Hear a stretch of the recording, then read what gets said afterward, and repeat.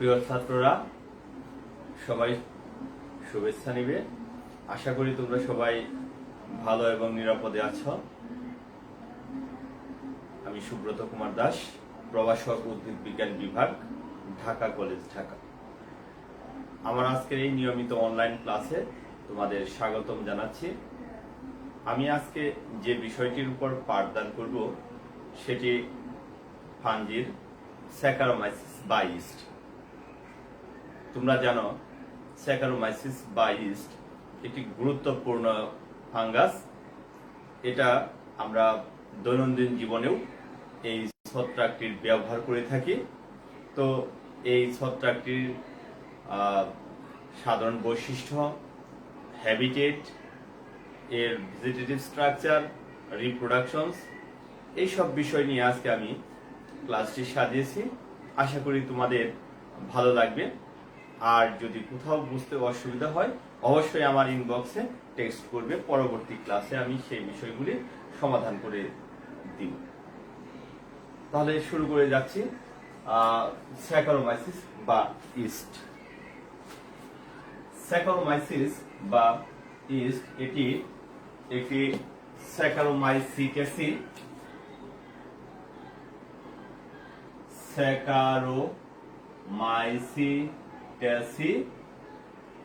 ফ্যামিলির একটি ছত্রাক। এটি একটি বৃহৎ ফ্যামিলি।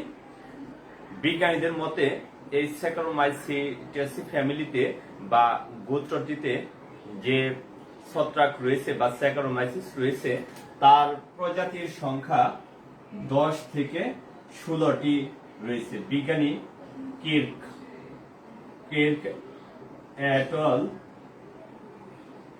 এটল 2001 খ্রিস্টাব্দে এই তথ্যটি দিয়ে থাকেন যে স্যাকারোমাইসিস এর প্রজাতির সংখ্যা প্রায় 16টি।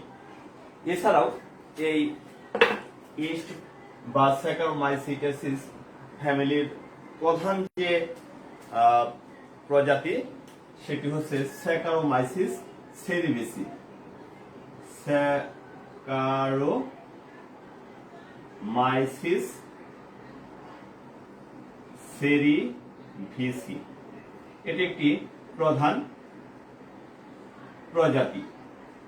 বিজ্ঞানীদের ধারণা মতে এই স্যাকারোমাইসিস সেরিভেসিরও প্রায় 25টি স্ট্রেইন রয়েছে। তো এই ছত্রাকটি গুরুত্বপূর্ণ এই কারণেই, স্যাকারোমাইসিস বা ইস্ট এটি শর্করা জাতীয় খাদ্য যেমন আখের রস, আঙ্গুরের রস, ফলের রস, মিষ্টির যে সমস্ত ফল বা শাক সবজি অর্থাৎ কার্বোহাইড্রেট জাতীয় যে সমস্ত উপাদান রয়েছে সেই সমস্ত উপাদানকে ফার্মেন্টেশন প্রক্রিয়ায় ভেঙে অ্যালকোহলে পরিণত করতে পারে। এই যে শর্করা জাতীয় খাদ্যকে ভেঙে অ্যালকোহলে পরিণত করলো ফার্মেন্টেশন প্রক্রিয়ার মাধ্যমে, সেখান থেকেই এই ছত্রাকটির নাম কিন্তু স্যাকারোমাইসিস করা হয়েছে। তাহলে গ্রিক একটি শব্দ, গ্রিক শব্দ স্যাকারন, স্যাকারন শব্দের অর্থ হচ্ছে সুগার, সুগার বা চিনি। আর মাইসিটিস শব্দের অর্থ তোমরা জানো, মাইসিটিস শব্দের অর্থ হচ্ছে ফাঞ্জি। তাহলে আমরা এই স্যাকারোমাইসিস শব্দটি আসছে স্যাকারন থেকে, যার অর্থ সুগার, এবং মাইসিটিস শব্দের অর্থ ফাঞ্জি। তাহলে দুটি শব্দকে আমরা একত্র করলে পেয়ে যাচ্ছি চিনির ছত্রাক বা শর্করার ছত্রাক। সেখান থেকেই এই স্যাকারোমাইসিস নামটি এসেছে। তো আমাদের অবশ্যই ভালো করে মনে রাখতে হবে স্যাকারোমাইসিস শব্দটি এই গ্রিক শব্দ থেকে আসছে। এই স্যাকারোমাইসিস অর্থ হচ্ছে চিনির ছত্রাক। তো প্রিয় ছাত্ররা, এই ছত্রাকের পরবর্তীতে যে হ্যাবিটেট রয়েছে সেই হ্যাবিটেটের দিকে আমরা ফিরে যাচ্ছি। হ্যাবিটেট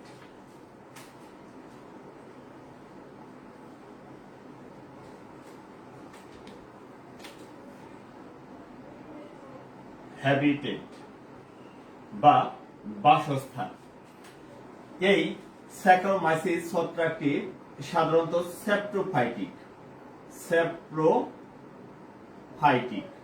স্যাপ্রোফাইটিক অর্থাৎ যে সমস্ত ছত্রাক মৃত বস্তুর উপর জন্মিয়ে সেই মৃত বস্তু হতে খাদ্য আহরণ করে বা পুষ্টি শোষণ করে বেঁচে থাকে, সেই ধরনের ছত্রাককে বলা হয়ে থাকে স্যাপ্রোফাইটিক বা মৃতজীবী ছত্রাক। আমরা যদি পূর্বের আলোচনায় ফিরে যাই, তখন আমরা দেখতে পাবো এই ছত্রাক সমূহ শর্করা সমৃদ্ধ খাদ্যবস্তু বা পচনশীল শর্করা জাতীয় সমস্ত শাকসবজি, ফলমূল এই সমস্ত স্থানে অথবা জৈব বস্তু এই সমস্ত স্থানে জন্মগ্রহণ করে থাকে। এরা কি করে? এই শর্করা জাতীয় খাদ্যকে ভেঙে ফার্মেন্টেশন প্রক্রিয়ায় সরলতম উপাদানে পরিণত করবে এবং একে শর্করা থেকে অ্যালকোহলে পরিণত করতে পারে। এই জন্যই কিন্তু এই স্যাকারোমাইসিস কে বলা হয়ে থাকে বেকারস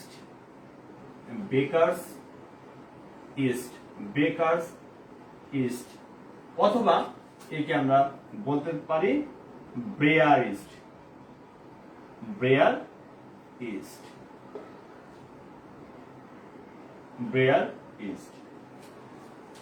তো আমরা দেখলাম এর হ্যাবিটেট সাধারণত এরা শর্করা সমৃদ্ধ জৈব বস্তু বা শর্করা সমৃদ্ধ যে সমস্ত ফলমূল রয়েছে, শাকসবজি রয়েছে, সেই সমস্ত স্থানে এরা জন্মে থাকে। এবার আমরা দেখব এই স্যাকারোমাইসিসের সাধারণ গঠন, স্ট্রাকচার অফ স্যাকারোমাইসিস। স্ট্রাকচার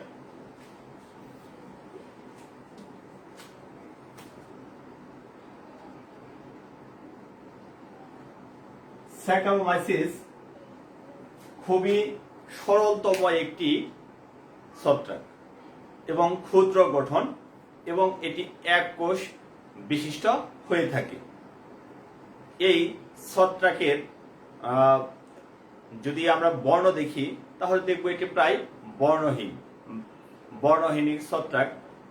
এর আকার সাধারণত এটি আয়তকার, ডিম্বাকার, গোলাকার অথবা বেলুনাকার ধারণ করে থাকে। এই ছত্রাকের দেহের মধ্যে কোনো ধরনের হাইফি থাকে না। তাহলে কিছু বৈশিষ্ট্য আমরা লিখে নেই এই স্ট্রাকচারের। এর সাধারণত ইউনিসেলুলার অর্থাৎ এরা এককোষী। এদের মধ্যে কোনো ধরনের হাইফি থাকে না। আমরা দেখেছি যে ছত্রাকের যে দেহ গঠনকারী উপাদান তা কিন্তু হাইফির মাধ্যমে হয়ে থাকে, অর্থাৎ হাইফিগুলি পরস্পরের সাথে যুক্ত হয়েই ছত্রাকের মূল দেহ মাইসেলিয়াম তৈরি করে থাকে। এক্ষেত্রে এই ছত্রাকের কোনো হাইফি নাই।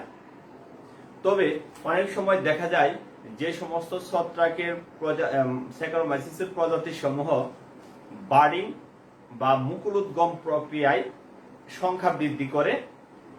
মুকুলোদ্গম বা বার্ডিং এটি একটি ভেজিটেটিভ রিপ্রোডাকশন। এই মুকুলোদ্গম প্রক্রিয়ায় সংখ্যা বৃদ্ধির সময় ছত্রাকের দেহের চারিদিকে একটি সাথে বা পরস্পরের সাথে যুক্ত হয়ে একটি শিকল বা চেনের মতো গঠন দেখা যায়। তখন আমরা একে অনেক সময় এরকম যদি স্ট্রাকচার দেখা যায় তখন একটি কৃত্রিম ছত্রাকের দেহ গঠন করে থাকে, যাকে আমরা বলে থাকি সিউডোমাইসেলিয়াম।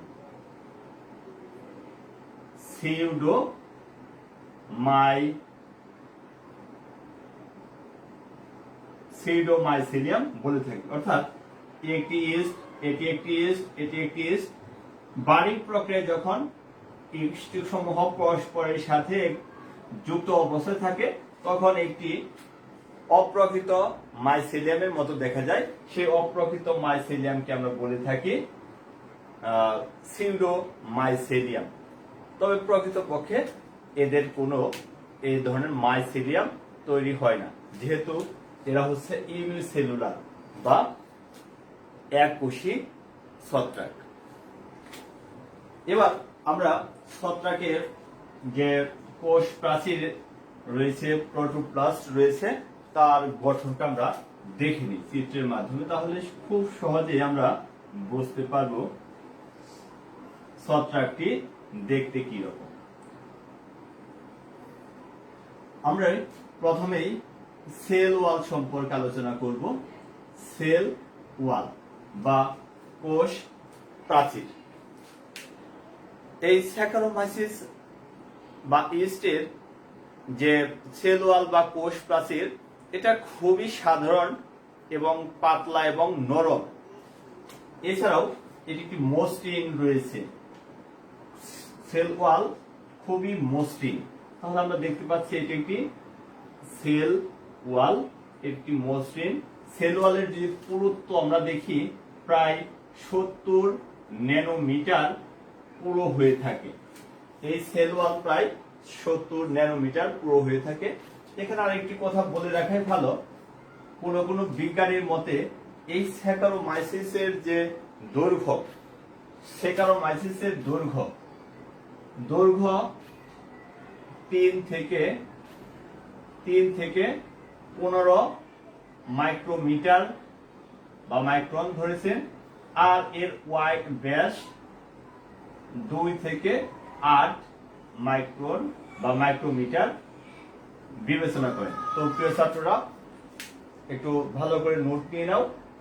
এই স্যাকারোমাইসিসের দৈর্ঘ্য 3 থেকে 8 মাইক্রোমিটার এবং এর ব্যাস বা ডায়ামিটার 2 থেকে 8 মাইক্রোমিটার পর্যন্ত হয়ে থাকে। এটা কোনো বিজ্ঞানীদের মতে।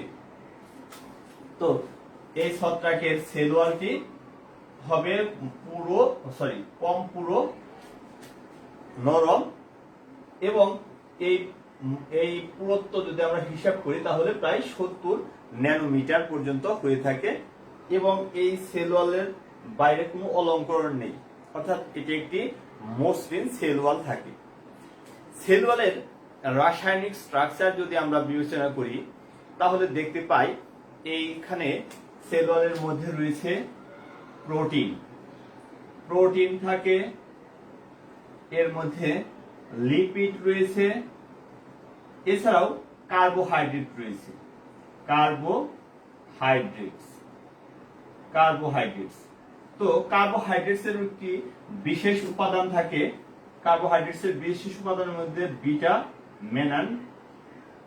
মেনান এন্ড গ্লুকেন এবং গ্লুকেন, এই দুটি কার্বোহাইড্রেটস যুক্ত হয়ে কার্বোহাইড্রেট গঠন করবে। প্রোটিন থাকবে এবং লিপিড থাকবে। এই তিনটি উপাদানের সমন্বয়ে সাধারণত এর সেল ওয়ালটি গঠিত হয়। এছাড়াও এখানে পলিফসফেট থাকতে পারে বা ফসফেটের উপাদান সমূহ থাকতে পারে।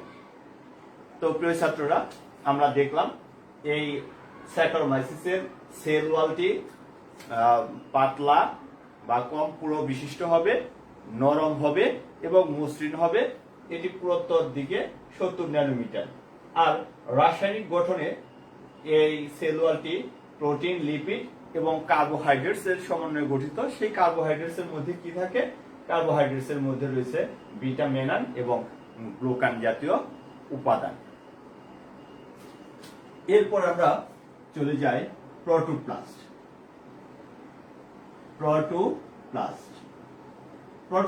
কি? প্রোটোপ্লাস্ট সম্পর্কে তোমরা সবাই জানো যে কোষ প্রাচীরের পরে কোষ ঝিল্লি ঘেরা একটি কোষের যে সমুদয় উপাদান তাকে বলা হয়ে থাকে প্রোটোপ্লাস্ট। তো এই ছত্রাকের সেল ওয়ালের পরে থাকবে সেল মেমব্রেন বা কোষ ঝিল্লি রয়েছে। এদের কোষ ঝিল্লি রয়েছে। তাহলে আমাদের পরবর্তী যে লেয়ার সেটা সেল মেমব্রেন।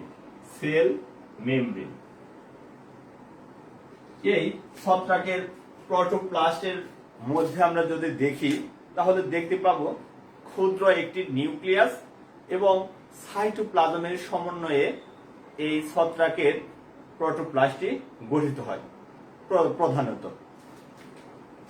এই যে নিউক্লিয়াস, এই নিউক্লিয়াসটি ক্ষুদ্র প্রকৃতির হবে এবং নিউক্লিয়াসের চারিদিকে এরকম রন্ধ্রযুক্ত নিউক্লিয়ার মেমব্রেন থাকবে। আমরা দেখতে পাচ্ছি এই ছত্রাকের কোষের ভিতরে একটি নিউক্লিয়াস রয়েছে এবং নিউক্লিয়াসটি রন্ধ্রযুক্ত এবং নিউক্লিয়ার মেমব্রেন থাকে। এই ছত্রাকের মধ্যে আরো একটি বিশেষ উপাদান থাকে নিউক্লিয়াসের ভিতরে, সেটা নিউক্লিউলাস সমৃদ্ধ। তো প্রিয় ছাত্ররা, আমরা এটা লেবেলিং করে দিচ্ছি নিউক্লিয়াস এবং নিউক্লিয়াসের ভিতরে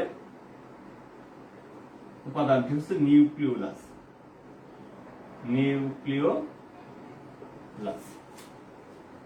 আর এখানে রয়েছে নিউক্লিয়ার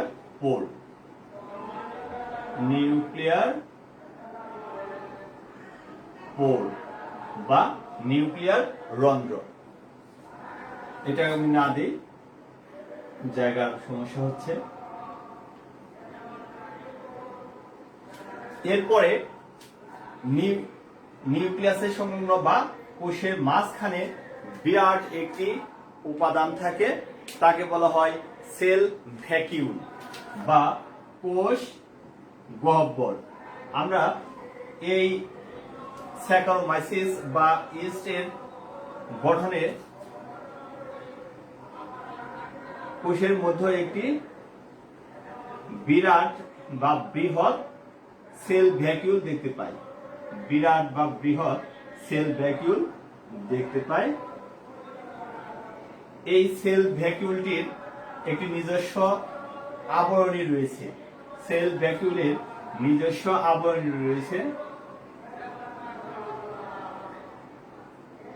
সেল ভ্যাকিউল বা কোষ গহ্বর, সেই সেল ভ্যাকিউলের নিজস্ব আবরণী রয়েছে। সেল ভ্যাকিউলের মধ্যে বা কোষ গহ্বরের মধ্যে একটি গুরুত্বপূর্ণ উপাদান থাকে, সেটি হচ্ছে এর মধ্যে ভলিউটিন থাকে। ভলিউটিন জাতীয় সঞ্চিত খাদ্য থাকে, ভলিউটিন জাতীয় রিজার্ভ ফুড থাকে। ভলিউটিন আবার কি দ্বারা তৈরি? ভলিউটিন সাধারণত আরএনএ, লিপোপ্রোটিন এবং অনেকগুলি ফসফেট, সেই জন্য আমরা বলবো পলিফসফেট।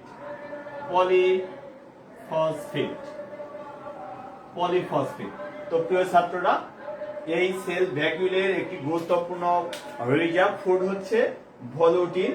সেই ভলিউটিন উপাদানটি তৈরি হয়ে থাকে আরএনএ, লিপোপ্রোটিন এবং অনেকগুলি ফসফেটের সমন্বয়ে, সেই জন্য আমরা একে বলছি পলিফসফেট। এছাড়াও এই এর মধ্যে স্যাকারোমাইসিসের মধ্যে আরো কিছু রিজার্ভ ফুড দেখা যায়। তার মধ্যে অয়েল ড্রপ বা তৈলবিন্দু থাকবে। তারপরে থাকতে পারে প্রোটিন থাকতে পারে এবং গ্লাইকোজেন থাকতে পারে। তাহলে এই উপাদান সমূহ হচ্ছে রিজার্ভ ফুড। এবার এই যে সেল ভ্যাকিউল, এই সেল ভ্যাকিউলের উপাদান সমূহ পরস্পরের সাথে একটি তন্তুর ন্যায় গঠন দেখা যায়, যারা জালিকার ন্যায় এক প্রান্ত থেকে অন্য প্রান্ত পর্যন্ত ছড়িয়ে থাকে। তো আমরা যদি ভালো করে লক্ষ্য করি তাহলে দেখব এই স্যাকারোমাইসিসের সেল ভ্যাকুলের মধ্যে এরকম জালিকার ন্যায় তন্তু রয়েছে।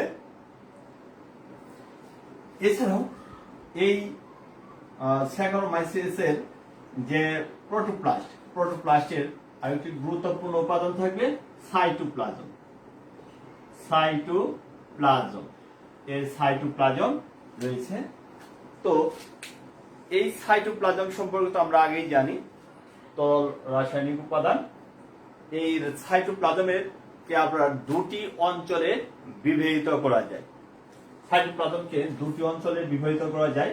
একটি অঞ্চল হচ্ছে কোষের পরিধি ব্যাপার, পরিধি সংলগ্ন অঞ্চল, পরিধি সংলগ্ন অঞ্চল, অর্থাৎ এই পরিধি সংলগ্ন অঞ্চলের যে সাইটোপ্লাজম, সেই সাইটোপ্লাজম কম দানাদার অর্থাৎ কম ঘন হবে, কম দানাদার এবং কম ঘন হবে। সেই পরিধি সংলগ্ন যে অঞ্চলটা থাকে, সেই পরিধি সংলগ্ন অঞ্চলকে আমরা বলবো একটোপ্লাজম, একটোপ্লাজম। আর কোষের ভিতরের দিকে অধিক ঘন এবং দানাদার সমৃদ্ধ যে অঞ্চল দেখা যায়, সেই অঞ্চলকে আমরা বলে থাকি, তো আমরা এটাকে মনে করলাম এই অঞ্চলটা অধিক দানাদার, সেই অঞ্চলকে বলা হয় এন্ডোপ্লাজম, এন্ডোপ্লাজম। তো প্রিয় ছাত্ররা, এই একটোপ্লাজম এবং এন্ডোপ্লাজম এই দুটির সমন্বয়ে গঠিত হয়ে থাকে সাইটোপ্লাজম। এই যে স্যাকারোমাইসিস, এই স্যাকারোমাইসিসের মধ্যে কোষের ভিতর আরো কিছু গুরুত্বপূর্ণ অর্গানেলিস বা কোষীয় উপাদান দেখা যায়। তার মধ্যে রয়েছে রাইবোজোম, রাইবোজোম থাকে, রাইবোজোম দেখা যায়। এছাড়াও এই ছত্রাকের মধ্যে ইআর বা এন্ডোপ্লাজমিক রেটিকুলাম, আমরা জানি এন্ডোপ্লাজমিক রেটিকুলাম দুই ধরনের, একটি রাফ বা অমসৃণ এন্ডোপ্লাজমিক রেটিকুলাম এবং স্মুথ বা মসৃণ এন্ডোপ্লাজমিক রেটিকুলাম। তাহলে এই যে এন্ডোপ্লাজমিক রেটিকুলামটা দেখছি, এটি স্মুথ, স্মুথ এন্ডোপ্লাজমিক রেটিকুলাম। এখানে আমি একটি রাফ এন্ডোপ্লাজমিক রেটিকুলামও দিচ্ছি। আমরা জানি এন্ডোপ্লাজমিক রেটিকুলাম সমূহ সাধারণত থাকে নিউক্লিয়াসের আশেপাশে, নিউক্লিয়াসের আশেপাশে এই এন্ডোপ্লাজমিক রেটিকুলাম সমূহ অবস্থান করে। এই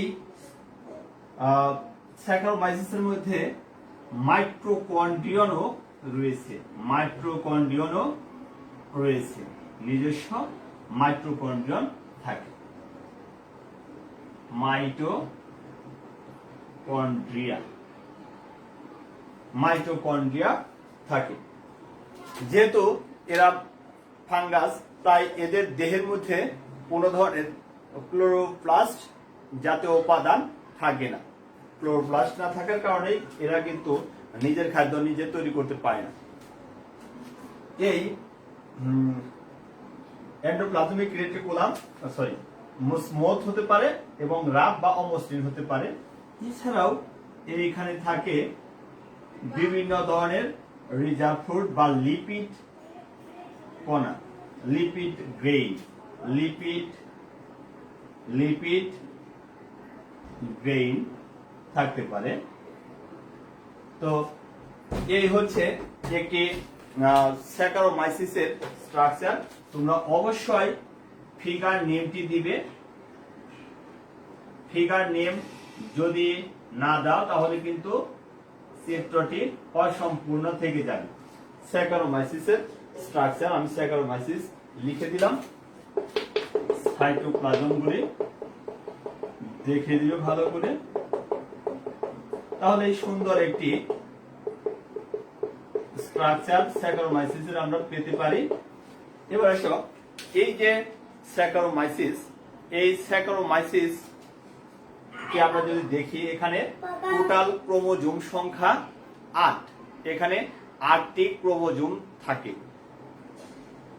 এই স্যাকারোমাইসিসকে দুটি অবস্থায় প্রাপ্ত পাওয়া যায়, একটি হচ্ছে হ্যাপ্লয়েড অবস্থায় এবং ডিপ্লয়েড অবস্থায়। অর্থাৎ কিছু কিছু কোষ হ্যাপ্লয়েড এবং কিছু কিছু ডিপ্লয়েডও হয়ে থাকে। বিজ্ঞানীদের মতে এই যে স্যাকারোমাইসিস এই বা ইস্টের দেহে প্রায় 3,15,000 জেনেটিক ইনফরমেশন পাওয়া যায়। বিজ্ঞানী অধ্যাপক এমআর খান এই তথ্যটি দিয়েছেন যে এখানে প্রায় 3,15,000-এর মতো জেনেটিক ইনফরমেশন রয়েছে। আরেকটি বিষয় আমরা পড়ব, এই যে স্যাকারোমাইসিস এখানে আমরা দেখতে পাচ্ছি এটি প্রায় আয়তাকার বা ডিম্বাকৃতির একটি স্যাকারোমাইসিস। এই স্যাকারোমাইসিস কিন্তু পরিবেশ অনুসারে নিজের দেহের আকার আকৃতি পরিবর্তন করতে পারে, অর্থাৎ এরা বহুরূপী প্রকৃতির হয়ে থাকে।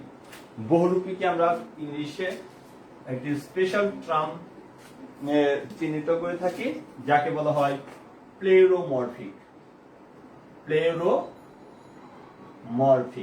প্লেউরোমরফিক মানে বহুরূপী, অর্থাৎ এরা পরিবেশে এদের আকার আকৃতির পরিবর্তন করতে পারে।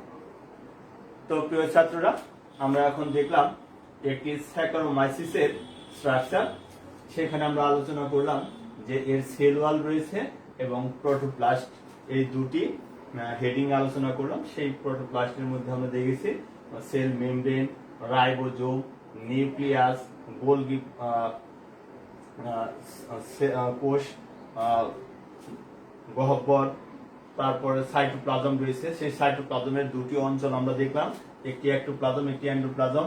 Lipid grain, smooth and rough endoplasmic reticulum, সেখানে আমরা দেখলাম মাইটোকন্ড্রিয়া রয়েছে। এছাড়া রয়েছে লিপিড কণা বা সঞ্চিত খাদ্য উপাদান এই ইস্টের দেহের মধ্যে থাকতে পারে। ইস্ট যখন একটু এখান থেকে একটু দেখানোর চেষ্টা করছি, ইস্ট যখন বার্ডিং প্রক্রিয়ায় বংশবৃদ্ধি করবে তখন এই যে বাইরের আবরণ এর উপর একটি ক্ষুদ্র উপবৃদ্ধির মতো সৃষ্টি হয়। এই যে উপবৃদ্ধির মতো সৃষ্টি হয়, এখান থেকে কিন্তু বার্ড বা পুরীর সৃষ্টি হতে পারে। তো এই হচ্ছে স্যাকারোমাইসিস বা ইস্টের দৈহিক গঠন। এবার আমরা স্যাকারোমাইসিস বা ইস্ট এর রিপ্রোডাকশন সম্পর্কে জানব। Reproduction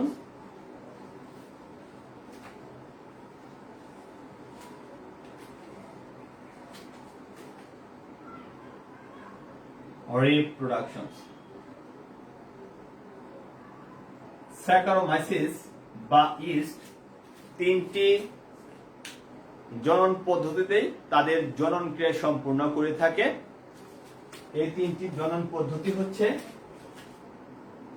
number 1 vegetative reproduction, vegetative বা অঙ্গজ জনন। নাম্বার 2 অ্যাসেক্সুয়াল রিপ্রোডাকশন এবং 3 সেক্সুয়াল রিপ্রোডাকশন। এই তিনটি জনন পদ্ধতিতেই সাধারণত স্যাকারোমাইসিস তার জনন ক্রিয়া সম্পূর্ণ করে থাকে। আমরা এট ফার্স্ট এই ভেজিটেটিভ বা অঙ্গজ জনন পদ্ধতিকেই নিয়ে আলোচনা করব। ভেজিটেটিভ বা অঙ্গজ জনন আমরা জানি, যখন দৈহিক কোনো অংশের মাধ্যমে যখন জনন ক্রিয়া সম্পূর্ণ করে সেই ধরনের জননকে বলা হয়ে থাকে ভেজিটেটিভ বা অঙ্গজ জনন। এই ভেজিটেটিভ বা অঙ্গজ জনন প্রক্রিয়ায় কোনো ধরনের গ্যামেট সৃষ্টি হয় না এবং কোনো ধরনের স্পোর সৃষ্টি হয় না। শুধুমাত্র দৈহিক অংশের মাধ্যমে বা অঙ্গের মাধ্যমে যখন জনন ক্রিয়া সম্পূর্ণ হয় সেই ধরনের জননকে বলা হয়ে থাকে ভেজিটেটিভ রিপ্রোডাকশন বা অঙ্গজ জনন ক্রিয়া। তো আমরা দেখে নেই এই ভেজিটেটিভ রিপ্রোডাকশন বা অঙ্গজ জনন কত রকমের হতে পারে।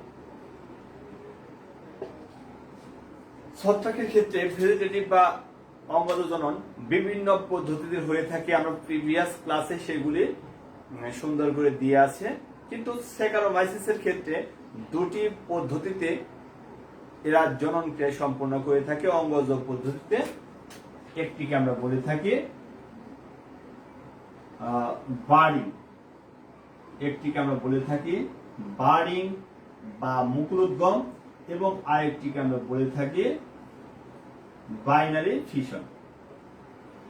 Binary fission. তো এই দুটি পদ্ধতিতেই সাধারণত স্যাকারোমাইসিস বা ইস্ট তার জনন ক্রিয়া সম্পূর্ণ করে। এখন আমরা শিখব বার্ডিং বা মুকুলোদ্গম। বার্ডিং বা মুকুলোদ্গম।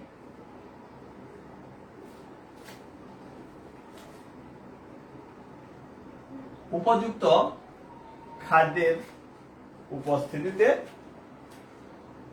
ইস্ট তার বার্ডিং বা মুকুলোদ্গমের মাধ্যমে দ্রুত সংখ্যা বৃদ্ধি করতে পারে। এই ইস্ট বা বার্ডিং, ইস্টের বার্ডিং প্রক্রিয়ায় শুরুতেই এটি একটি ইস্ট। ইস্টের ভিতরে যে নিউক্লিয়াস আমরা একটু আগে দেখেছি, সে নিউক্লিয়াস রয়েছে। এই নিউক্লিয়াসটি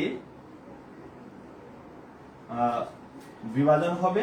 তার পূর্বে এই যে সেল ওয়াল সংলগ্ন একটি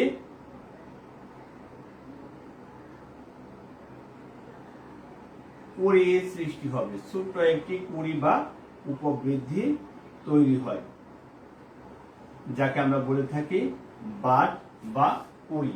যেহেতু এই ইস্টের দেহের মধ্যে এই বাড বা কুড়ি সৃষ্টি হয়, এবং এই বাড বা কুড়ি পরবর্তীতে মাতৃ দেহ হতে বিচ্ছিন্ন হয়ে স্বতন্ত্র একটি দেহ তৈরি করে থাকে, সেই জন্য একে বলা হয়ে থাকে বার্ডিং পদ্ধতি। তো ইস্টের দেহের মধ্যে এরকম ক্ষুদ্র একটি উপবৃদ্ধি বা কুড়ি সৃষ্টি হয়। এই সময়ে ইস্টের দেহের মধ্যে যে মাতৃ দেহের যে নিউক্লিয়াসটি ছিল, সেই নিউক্লিয়াসটি বিভাজিত হয়ে দুটি অপত্য নিউক্লিয়াসে পরিণত হয়। তাহলে একটি নিউক্লিয়াস আর একটি নিউক্লিয়াস, দুটি ডটার নিউক্লিয়াস বা অপত্য নিউক্লিয়াসে পরিণত হয়। কুড়িটি কিন্তু মাতৃদেহ হতেই খাদ্য এবং পুষ্টি পেয়ে থাকে। এই সময়ে কুড়িটি আকার আকৃতি আরো বৃদ্ধি পায়, এবং নিউক্লিয়াস সহ অপত্য নিউক্লিয়াস সহ আরো অন্যান্য যে সাইটোপ্লাজমিক অর্গানেলিস সমূহ রয়েছে, তা এই কুড়ির ছিদ্র পথ দিয়ে কুড়ির মধ্যে প্রবেশ করে। তাহলে দেখতে পাচ্ছ এই কুড়ির মধ্যে নিউক্লিয়াস অবস্থান করছে, এবং আরেকটি নিউক্লিয়াস মাতৃ দেহের মধ্যেই রয়েছে। এই যে কুড়ি সংলগ্ন স্থান, অর্থাৎ মাতৃ ছত্রাক এবং কুড়ি, তার যে উৎপত্তি স্থল বা সংযোগ স্থল, সেই সংযোগ স্থলে খাদের সৃষ্টি হয় বা একটি গর্তের মতো হয়। এই গর্তের মতো হলে কুড়িটি মাতৃ দেহ হতে বিচ্ছিন্ন হয়ে যায়। মাতৃ দেহ হতে বিচ্ছিন্ন হয়ে যাবে বা আলাদা হয়ে যাবে, এবং স্বতন্ত্র একটি ছত্রাক হিসেবে পরিগণিত হবে। স্বতন্ত্র একটি ছত্রাক হিসেবে পরিগণিত হবে। দেখো, তাহলে এটি একটি মাতৃ ইস্ট, একটি অপত্য ইস্ট। এই অপত্য ইস্ট পরিবেশ হতে খাদ্য এবং পুষ্টি শোষণ করে মাতৃ দেহের সমগুণ সম্পূর্ণ বা আকার আকৃতিতে পরিণত হতে পারে। এই যে একটি ছত্রাক হতে আর একটি নতুন অপত্য ছত্রাকের সৃষ্টি হলো, অর্থাৎ সংখ্যা বৃদ্ধি হলো। এই সংখ্যা বৃদ্ধি প্রক্রিয়াটি হচ্ছে বার্ডিং প্রক্রিয়া। তো প্রিয় ছাত্ররা, যদি কোনো কোনো ছত্রাকের দেহের মধ্যে এরকম একাধিক